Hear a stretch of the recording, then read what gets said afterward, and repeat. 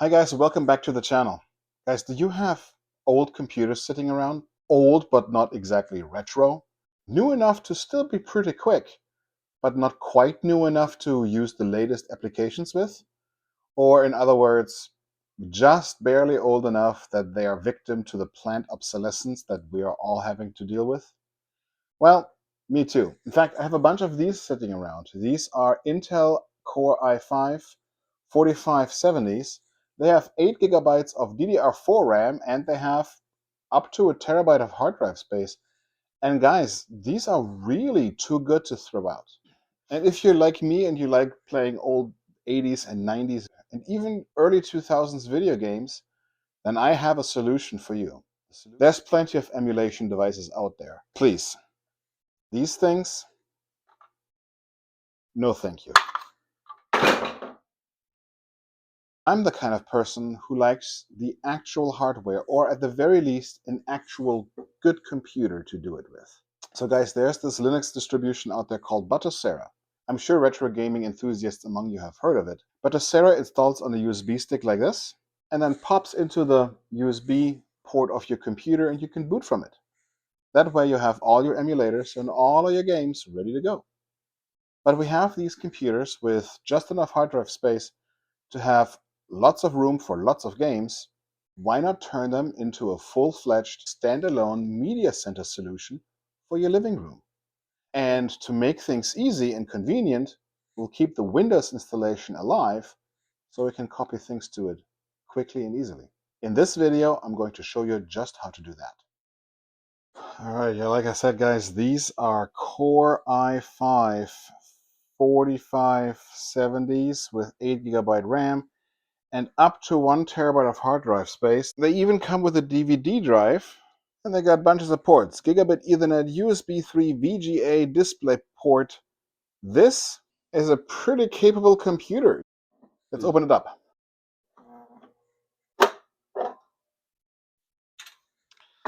Guys, these are really nice. They are super clean, barely used, and we've got the DVD drive up here, the hard drive with a caddy that you can just, with a slide of the lock, take the hard drive out very, very easily. 2 banks of DDR4, SATA 2, beautiful. They even have a PCIe X, I think it's an X8, maybe even an X16 and an X1 expansion slot. These are really, really, really capable computers, especially considering that they're not all that old. And guys, they have a really nice form factor. They are 11.5 by 12 by 3 3/4 inches tall, somewhere down here what that means in non-imperial land. So they're taller but smaller than a pizza box. Dinosaur for scale. So let's install Batocera on this. Okay guys, the first thing you want to do after your computer is booted, you want to head over to Disk Management. Disk Management is right click on the Start menu and you go to Disk Management over here. The reason why you want to do that is because presumably your Windows installation takes up the entire C hard drive, like over here. And you want to install Batocera somewhere on this hard drive, so we gotta make some room first. But before we can even do that, we have to make some room in the hard drive order. This PC here happens to have a CD-ROM drive, and the CD-ROM drive happens to occupy letter D. So we gotta go over here, change drive letter and path, and move it out of the way for a little while. After that is done, now we can click on the C drive and we can tell it to shrink the volume. After a short while, a new window will pop up. So in my recommendation, the most minimal amount of space that Windows 10 really needs is about 128 gigabytes. Your taste may vary, but that's what I'm going to choose. So as you can see, we have 953,269 megabytes available. And if we want to have the Windows installation occupy exactly 128 gigabytes, we have to subtract 131,072 from this value. We want to shrink the space such that there's exactly this amount left for this particular hard drive. The size in megabyte after shrinking will be 131,072, and that's exactly what we want. Let's go ahead and shrink that. When the shrinking is complete, we see that the C drive is now precisely 128 gigabytes. We leave the healthy recovery partition exactly where it is, but we use the unallocated space over here, create a new simple volume. And what we want to do is we want to create a volume that is precisely 8 gigabytes in size. 8 gigabytes in megabyte is 8192, just like this. Okay.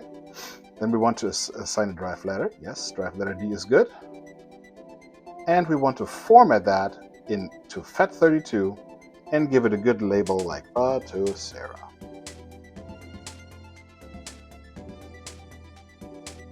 Click Next, click Finish, and welcome your new partition. Then you know we still have free space available over here. In that space we're going to use for our user data.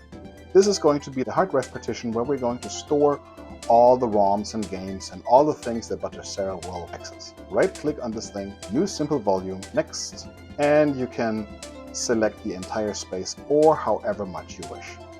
Drive letter E is fine, and NTSF is fine too for this partition because Batocera has its own drivers for this. We're going to give the name user data to this partition. Click Next, click Finish, and wait. And now that this is complete, we can X out of Disk Manager. And now what I like to recommend is to reboot the computer and make sure that it still boots into Windows and we didn't just screw something up epically.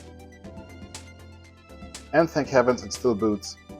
Now we are ready to perform the actual installation of Batocera. For the rest of this guide, I will be following this how-to that is on the batocera.org wiki page. Now I'll be making some modifications because not all of this is applicable to this computer over here. First, download the Batocera boot.tar.xz file and also download grub2win. Also download 7-zip, a universal extraction compression tool. Now with all those files being downloaded, let's install 7-zip real quick. Let's extract grub2win. And also let's extract the boot image, the Batocera boot image. And as you can see, it put another file here called boot.tar. And this time, rather than extracting it, you want to open the archive. Select everything that's inside the archive, click on Extract, and select the D drive called Batocera that we created earlier. The D drive now should look something like this. If you haven't extracted grub2win yet, please do it now. Click on G2 Win Install. Now I think lemon yellow on baby blue seems like a bold color choice, but that doesn't matter. What happens is it will find the correct boot files and boot drivers for your version of Windows. Okay, now comes the actual hard part. We have to install Batocera as a custom operating system. We're clicking on Manage Boot menu down here. Then up here we click on Add New Entry. In Type, select Custom Code. And for title, enter Batocera. Now you click on Edit Custom Code. Now here's the kicker. You don't want to use this code here indicated on the guide. Instead, because this is an older computer booting on syslinux using a BIOS boot process instead of UEFI, the configuration code that we want to use instead looks like this.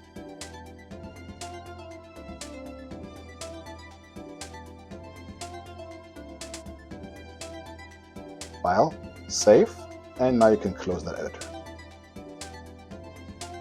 Once that editor is closed, Win2Grub will check your syntax and make sure that the code is clean, and it's telling us that it was.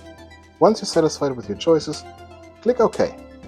A green window means that the boot manager has been applied correctly. Now before we want to boot it for the first time, there's one more modification we want to do. Open the Batocera partition like earlier, and right-click on the Batocera boot.conf file and open it with your favorite text editor such as Notepad. Go to Share Device and change that to Devices. And then add another line called Share Device _ part 1 equals share at, and now you need to enter a UUID. The UUID is of that second partition that we made earlier, namely the one where all the user data is going to live. To find what this UUID needs to be, click on Run, type CMD, and simply type vol for volume E, because it is the E partition. It will tell us that the serial number is this. In my case, it's 6CAB-74AF. Now you can click on File and Save to save these changes, and we can try booting into Batocera for the first time.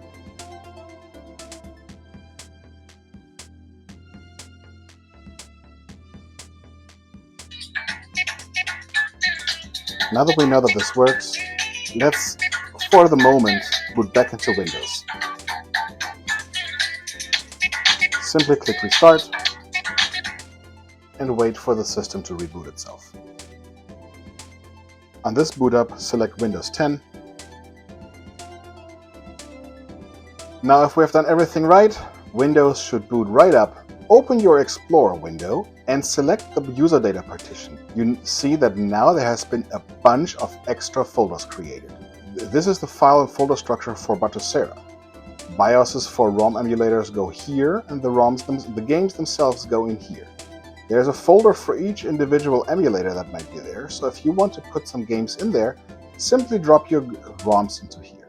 In other words, we're now ready to copy over some games.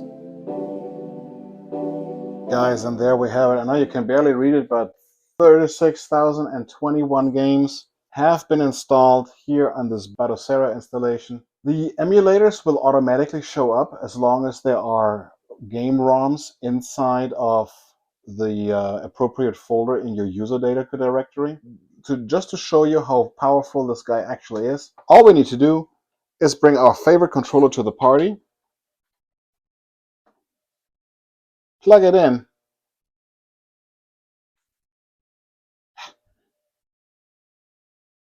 and get starting. Maybe we want to start with something that is for sure going to stretch the CPU good. Let's say, oh yeah, let's go with Gran Turismo 4. That's a good idea. And as we can see, after a little while of loading, it'll start up the emulator, and it will boot up the emulator, no problem whatsoever.